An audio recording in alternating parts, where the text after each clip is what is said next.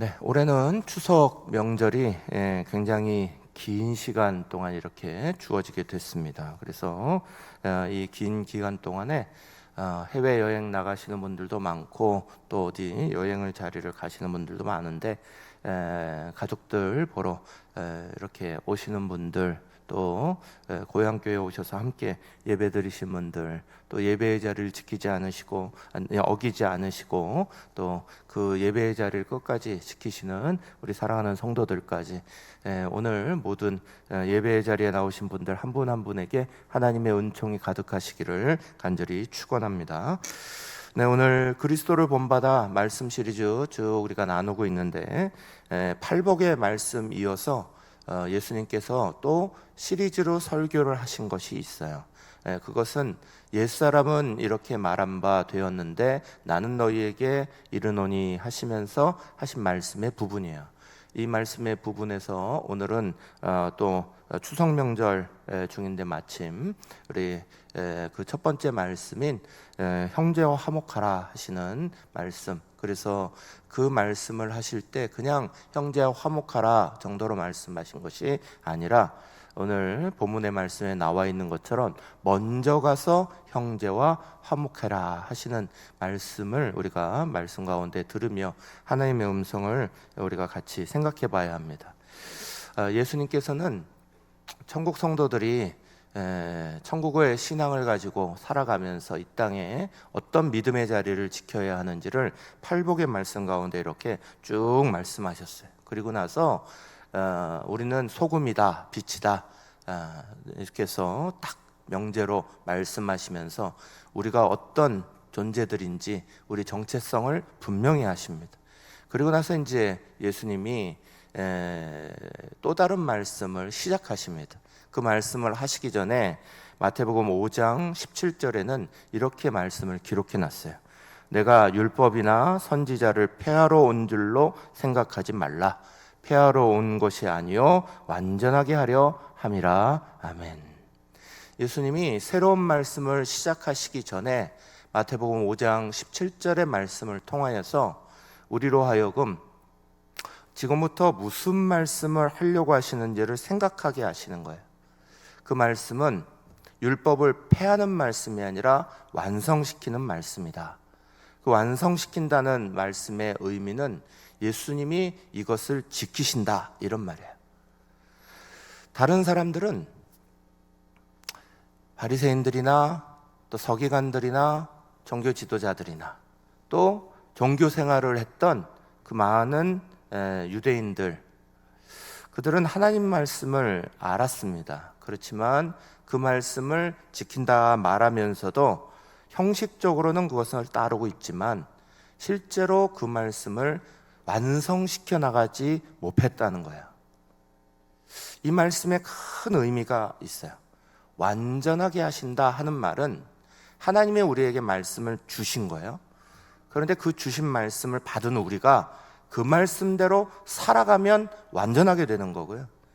그 말씀을 주셨지만 그 말씀 팽개쳐버리면 우리는 말씀 완성하지 못하는 삶이 되는 거예요.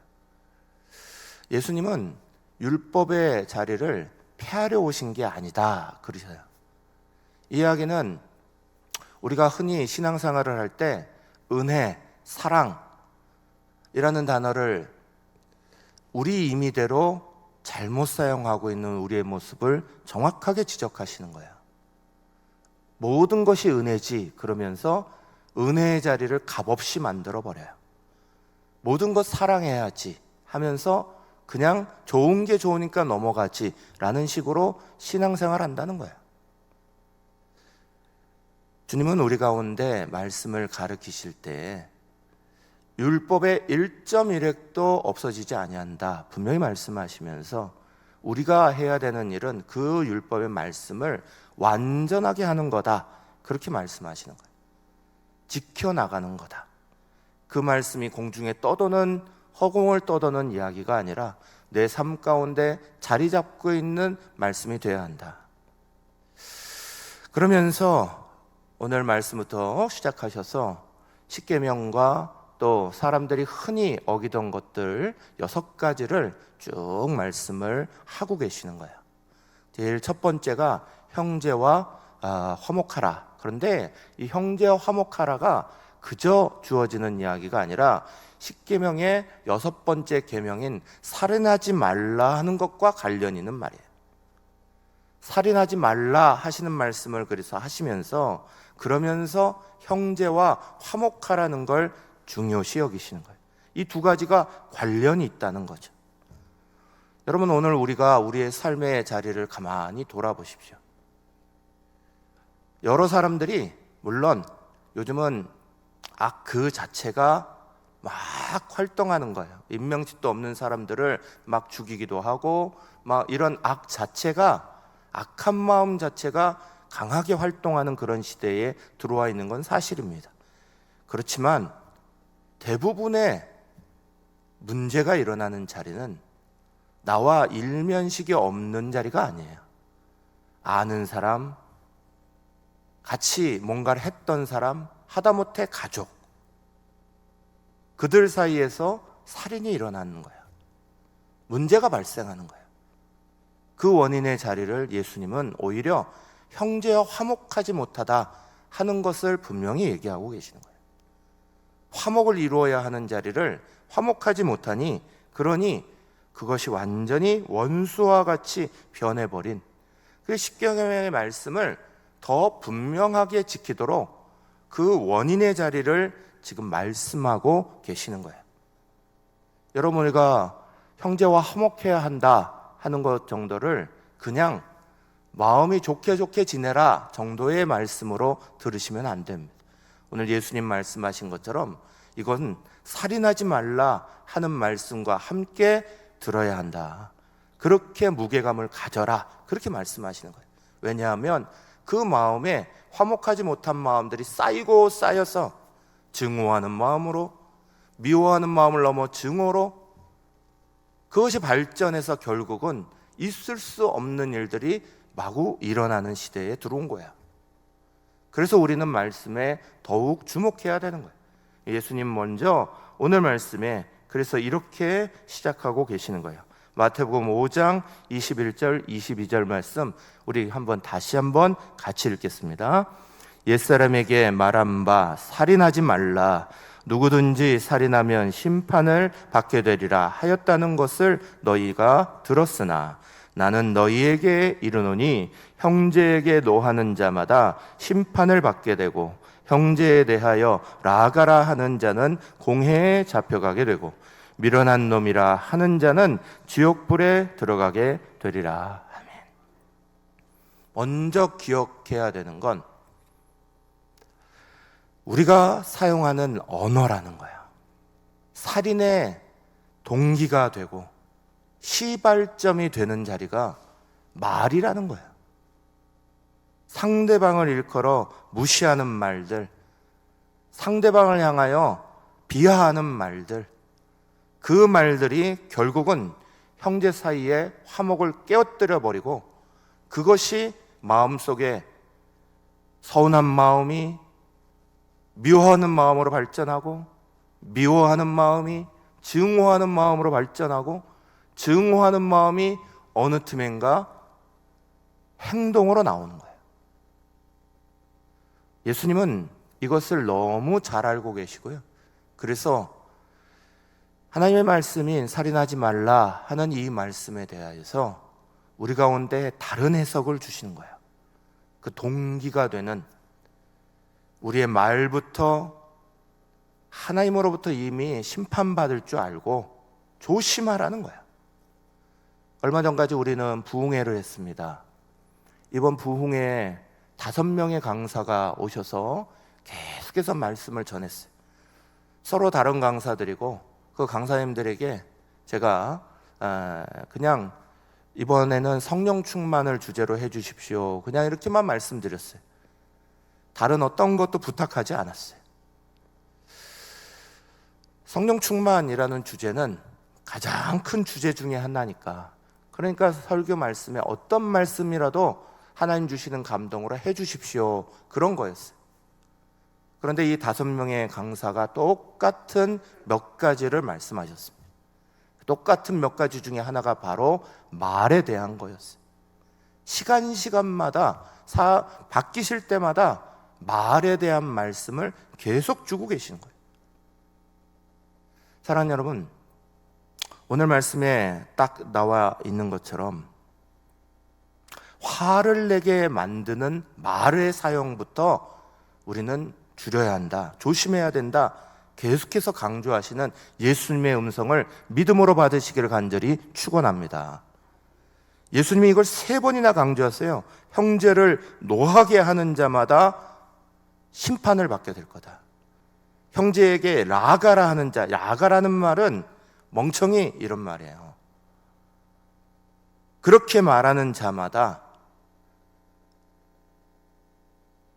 공회에 잡혀가게 된다. 공회는 72명의 각 지파들마다 6명씩으로 구성된 최고의 법 집행기관이에요. 우리식으로 말하면 국회와 대법원을 합쳐놓은 자리나 똑같아요. 이 국회와 대법원이 합쳐져 있는 이 자리에 불려간다는 거예요. 최고 헌법기관, 거기에 들어간다는 거예요. 또 한 가지, 미련한 놈이다, 이거는 바보다, 이런 소리 하는 정도예요.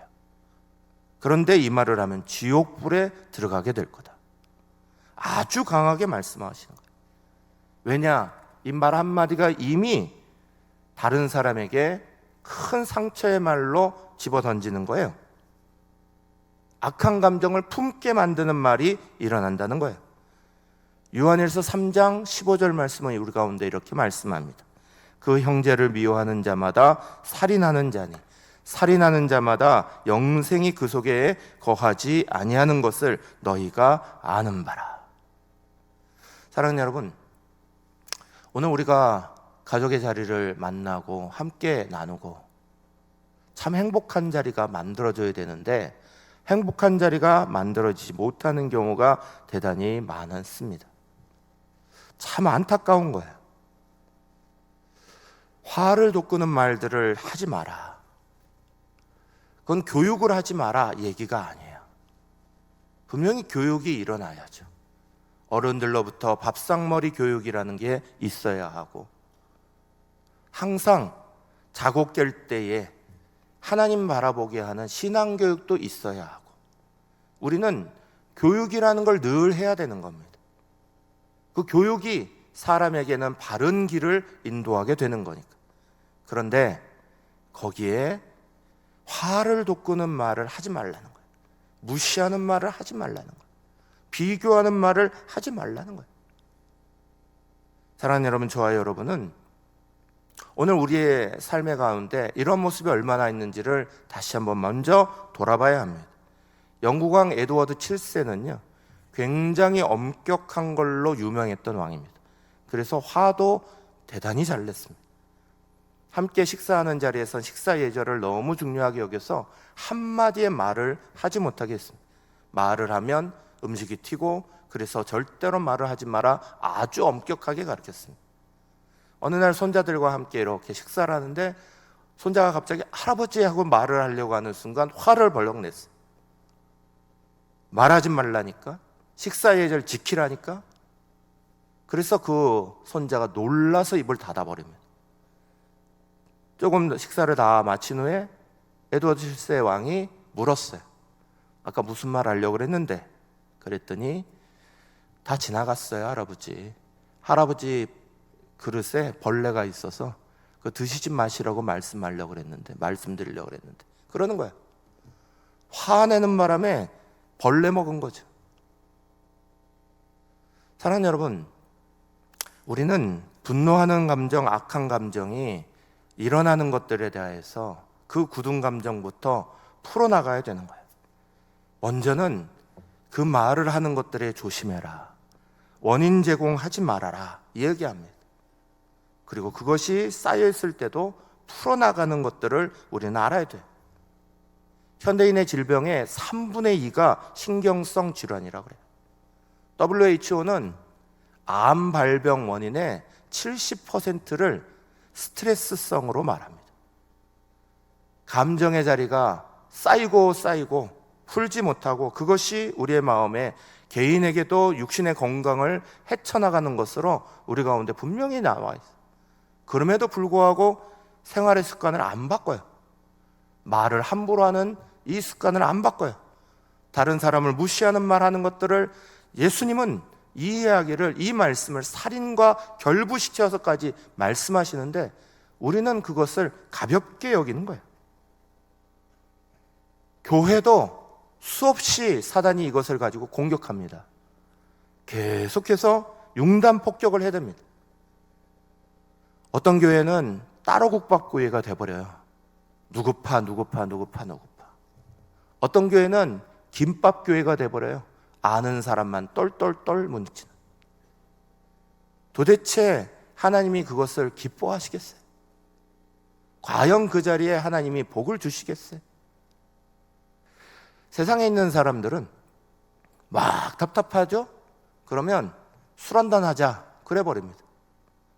그래서 술을 막 먹고 한잔하고 끝내요. 근데 끝내지 못한다. 그러면 어느 날은 죽을 때까지 먹자, 풀 때까지 먹자 그러면서 먹어봐대요.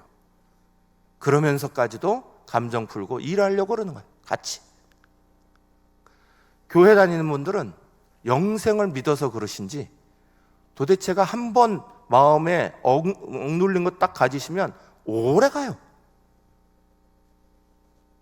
영생까지 가져가시려고 그러십니까? 사도행전 2장에 보면요, 술 취하는 거하고 성령에 취한 거를 비슷하게 말씀하시는 게 있어요. 그래서 그 이후로 예화 가운데는 성령에 취한 것과 술에 취한 것을 똑같이 놓고 하는 게 있거든요. 그런데 사랑하는 여러분, 세상 사람들이 마음을 풀려고 할 때 술 한잔 하면서 풉시다 하듯이 교회 다니시는 분들은 세상 술 먹을 순 없고 성령의 새 술 먹어야 되는 거예요. 성령의 새 술 먹는다는 게 뭐냐? 가벼울 때는 그냥 가볍게 기도하면 돼요. 하나님 풀어주십시오. 주여 주여 하면서 가면 돼요. 그런데 세상 사람들도 그게 심해지면요, 밤새도록 먹어서라도 반드시 풀어내자 그러듯이 하나님이 내 마음 풀어주실 때까지 붙잡고 기도해야 되는 거예요. 왜 세상 술은 밤새도록 먹어가며 그걸 풀려고 하면서 성령의 새 술 먹는 것은 그렇게 가볍게 여기십니까? 예전에 어른들은 마음이 편해가지고 교회 생활 그렇게 잘하셨습니까? 아니죠. 마음이 쌓이고 힘들고 어려운 거, 가난하고 힘들었던 시절이라 더 많았는데 주의 품에 나와서 풀릴 때까지 하나님 앞에 기도한 거예요. 성령의 새 술을 풀릴 때까지 먹은 거예요. 그러니 그 마음속에 풀렸던 괴로웠던 감정도 주님 앞에 다 풀고 돌아가는 거예요. 그리고 또다시 이겨나가는 거예요. 오늘 우리는 세상 술 먹는 사람도 아니고 성령의 술 먹어야 되는 사람인데 그 성령의 술조차도 안 먹으니, 그러니 우리의 마음이 풀어나가지를 못하는 거예요. 에베소서 4장 26절 27절은 우리 가운데 분명히 이렇게 말씀해요. 분을 내어도 죄를 짓지 말며 해가 지도록 분을 품지 말고 마귀에게 틈을 주지 말라 그러셨어요. 우리 마음속에 분이 들어오는 거 그대로 두지 말라는 거예요. 첫 번째는 다른 사람에게 분내게 하는 말을 하지 말아야 하지만 그 말을 들었고 상처를 받았고 괴로움이 있다고 그거 끝까지 물고 나가겠다, 영생까지 가겠다 하지 말라는 거예요. 문을 품어도 해를 넘지 말고 마귀에게 틈을 주지 말라 말씀하실 기억하시고 지키시기를 간절히 축원합니다. 여러분, 인디언 기우제는요 반드시 이루어진대요. 왜 되는 줄 아세요? 인디언 기우제는 비가 올 때까지 기도한다는 거예요.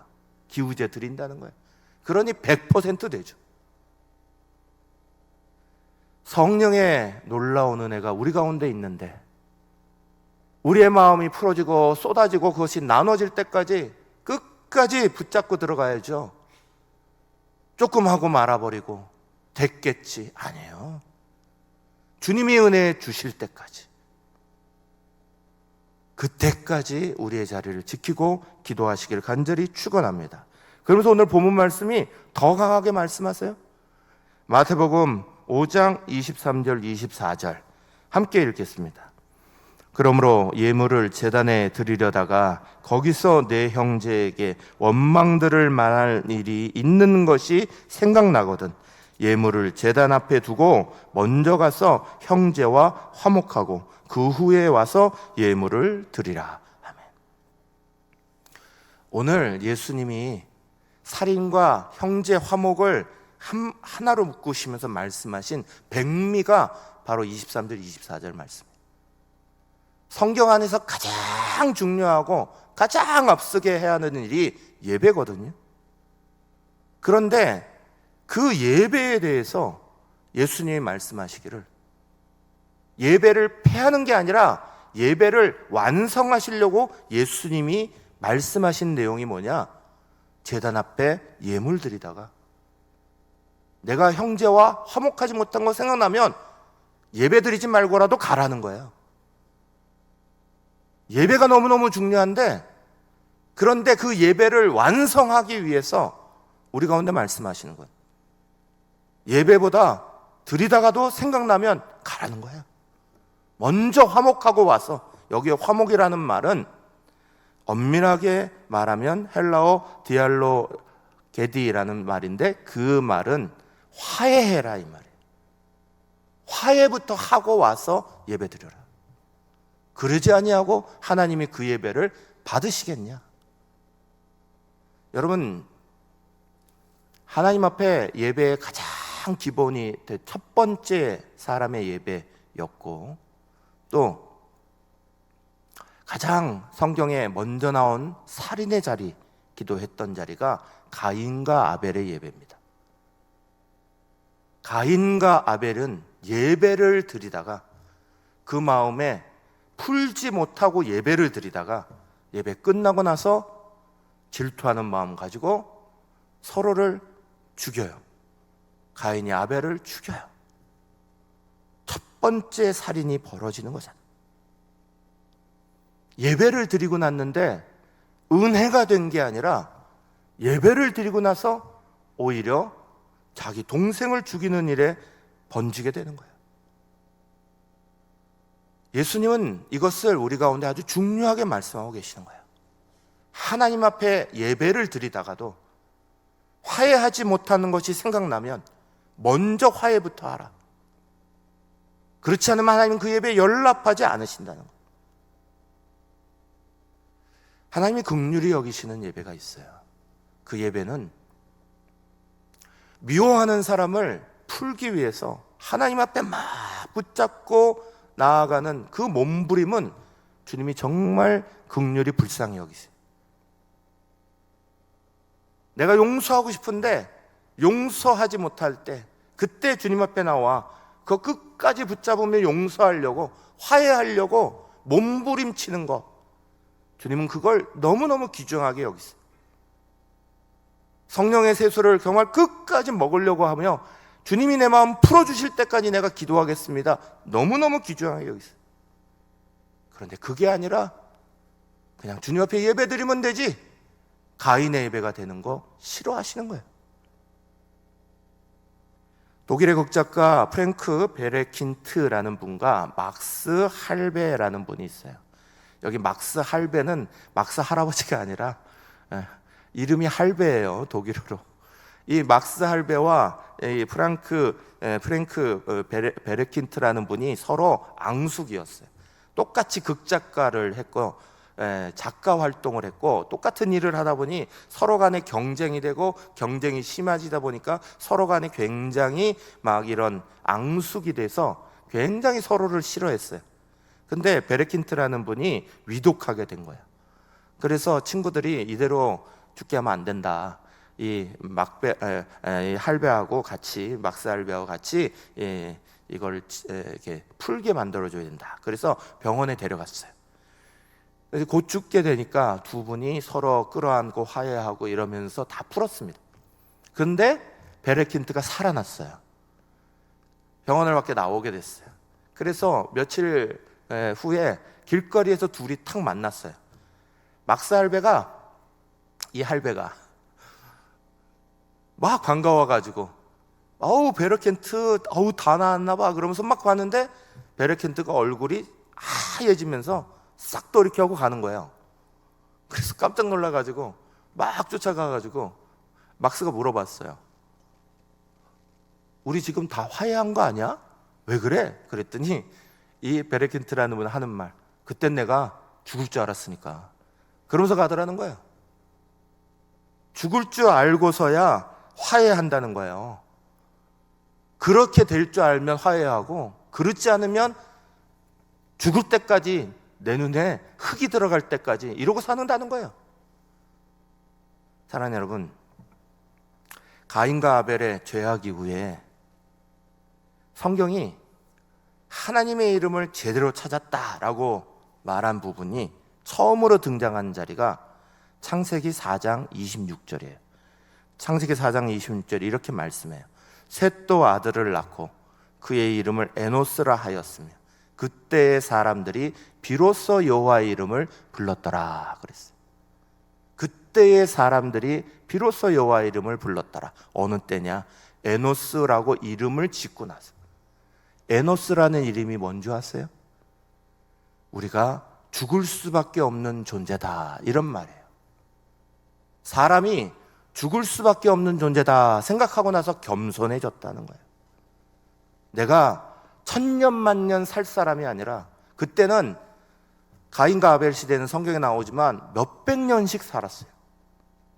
그때는 그 몇백 년씩 사니까 영원히 살 줄 알았죠. 그러다가 죽을 줄 알게 되니, 그러니 자기 자신을 낮추고 겸손하게 됐다는 거예요. 사람은 죽음 앞에 누구나 겸손한 거예요. 그래서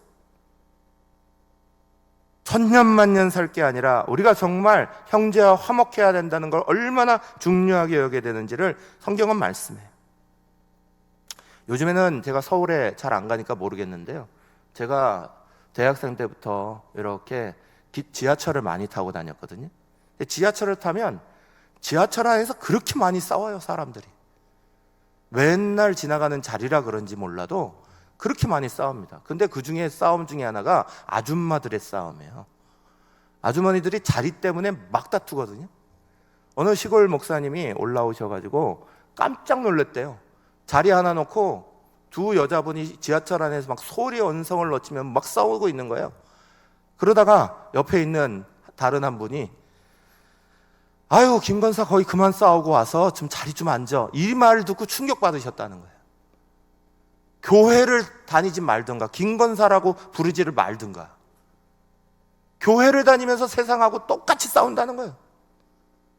도대체 이게 뭐냐고 막 그러시는 이야기를 들었어요. 여러분, 말씀을 듣고 살고 하나님 말씀을 지키고 사는 거, 오늘 말씀하신 대로 그것이 내 삶에 완성되게 만들어내는 게 예수님이 걸어가신 방법이에요.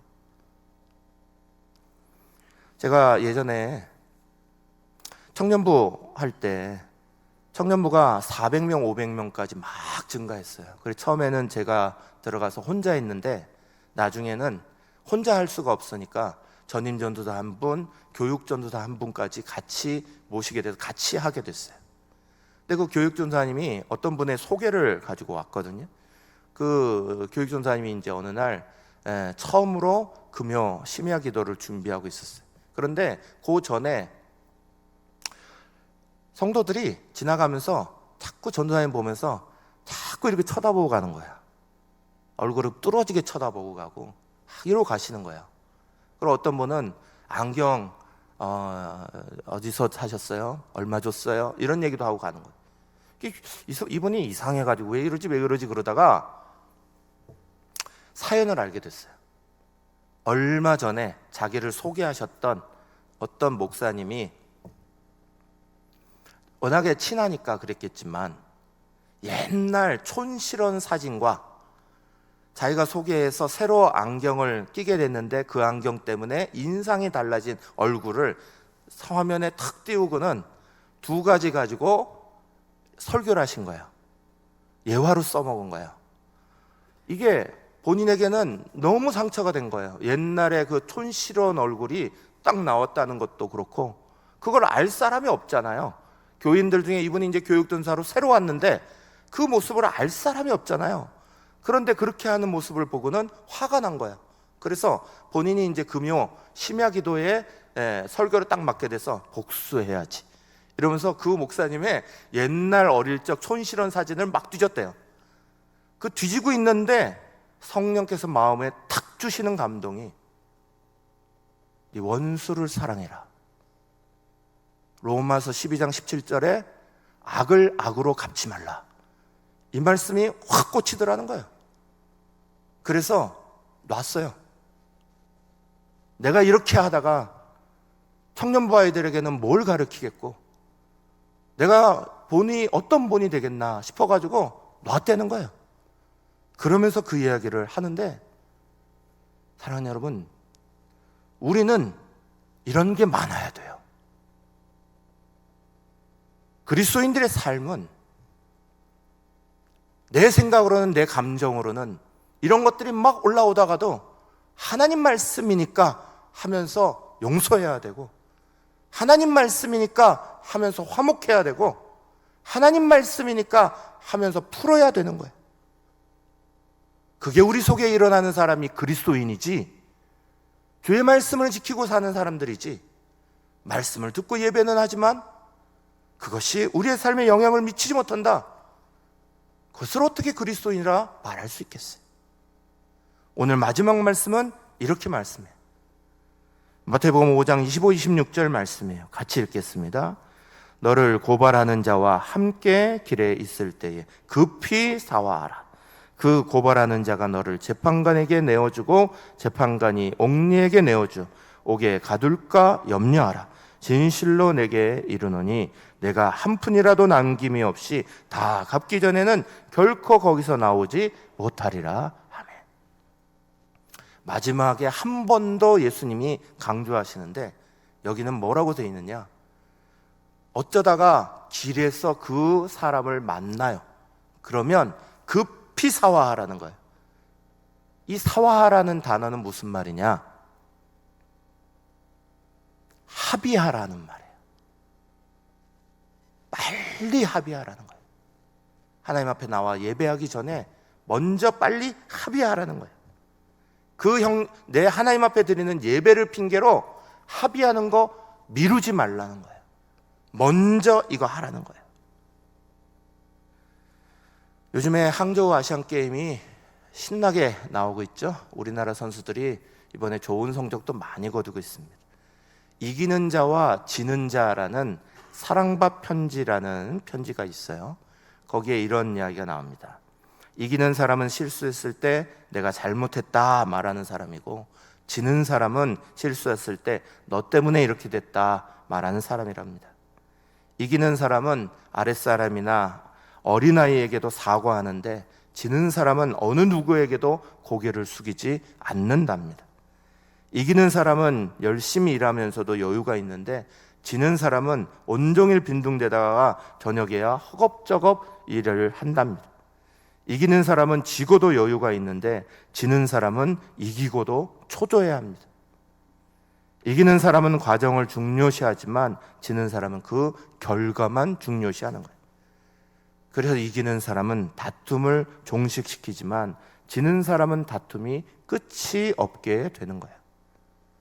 사랑하는 여러분, 우리도 항저우 아시안 게임에서 금메달 따고 은메달 따고 열심히 한 열매를 거두는 선수들처럼 믿음의 경주를 달려가며 갈등이 일어나고 서로 다른 모습이 일어나고 서로 부딪히는 모습이 아무리 일어나도 그 속에서 주님 말씀 때문에 지켜가겠다 그럴 수 있는 노력이 필요하지 않겠습니까? 예수님 말씀하신 거 기억하셔야 됩니다. 율법의 1.1핵이라도 없애러 오신 게 아니라 그 율법을 완성시키러 오신 거예요. 완전하게 하는 방법은 지키시는 거예요. 지키겠다, 그렇게 하겠다 찾아오신 거예요.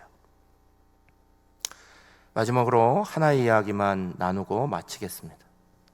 레오나르도 디카프리오라는 명배우가 타이타닉이라는 영화도 찍었지만 그의 진짜 연기를 이렇게 칭찬받은 영화는 레버넌트라는 영화예요. 이건 마이클 푼케라는 분이 쓴 소설을 영화한 거예요. 어떤 사람이 서부에서 회색검에 죽임을 당하고 또 자기 아들이 죽임을 당하고 이런 상황에 복수하는 얘기예요. 그 끝까지 죽을 수밖에 없는 자리에서 살아 돌아와서 제목처럼 그래서 그 범인을 찾아요. 그리고 끝까지 복수를 합니다. 그 사람을 죽이는 마지막 자리에 그 사람이 그 상대방이 죽을 때 그렇게 말을 해요. 네가 이것 때문에 결국 눈을 감지 못하고 돌아온 거냐? 여기까지 살아온 거냐? 그렇게 말합니다. 이게 이 소설의, 이 영화의 가장 중요한 대사예요. 네가 이것 때문에 여기까지 살아 돌아온 거냐? 기껏 돌아와서 원수 갚는 거 사용하고 서로를 죽이는데 쓰면 너는 결국 뭐가 남냐? 이 질문이에요. 레오나르도 그리피스라는 이름 비슷한 목사님이 계십니다. 그분이 쓴 설교집에 이런 이야기가 나옵니다. 한인 유학생이 1985년에 필라델피아에서 한국의 우편보내로 들어갔다가 불량배에게 죽어요. 불량배에게 살해당합니다. 그래서 그 동네에 막 여론이 들끓어서 이 사람이 결국은 이 불량배가 사형을 언도받습니다. 사형이 언도됐다는 얘기를 듣고 미국 들어가기도 쉽지 않았던 1985년 그때 그 부모님이 미국을 들어갑니다. 미국에 들어가서 담당 판사에게 탄원서를 내요. 잘해줬습니다가 아니라 살인죄 받게 해주셔서 감사합니다가 아니라 이 살인자를 위해 탄원서를 내요. 뭐라고 내냐 이렇게 냈습니다. 우리가 이렇게 탄원서를 쓰는 것은 우리가 그리스도인이고 우리를 멸망의 길에서 구원해 주신 예수님의 사랑의 마음을 조금이라도 실천하기 위해서입니다. 또한 생전에 믿음생활, 신앙생활 잘했던 죽은 아들도 자기를 죽인 그 사람조차 용서하는 것을 진정으로 원하리라 믿기 때문입니다. 내 아들을 죽인 살인자가 사형당하는 것은 마땅한 일이지만 그를 용서해 주시기 바랍니다. 그의 재판을 위해 저희 가족의 도움이 필요하다면 기꺼이 돕고 싶습니다. 이게 얼마나 놀라운 일이었던지 레오나르도 그리피스라는 목사님은 자신의 설교집에 이 예화를 그대로 실었어요. 사랑하는 여러분, 우리는 형제 화목해야 된다, 이걸 세상의 윤리로만 아는 사람이 아닙니다. 예수님이 말씀하신 대로 혹이나 이것이 우리의 마음 가운데 다가오지 못하는 마음이 있다 할지라도 주님이 말씀하셨으니까, 주님이 그렇게 하셨으니까 나도 이 말씀을 따르겠다라고 주님 앞에 그 말씀 따라가는 사람이 되어야 합니다. 그러기 위해서 안 되시면 성령의 세수를 될 때까지 드십시오. 성령의 세수를, 기도하는 자리를 될 때까지 지키십시오. 하나님 내 마음 풀어주실 때까지, 내 마음을 다 용서하시고 내 마음을 다 받아주실 때까지, 그때까지 다 풀어내시고 사람을 향하여서는 주님의 말씀 지켜가시는 것이, 그것이 우리의 길입니다.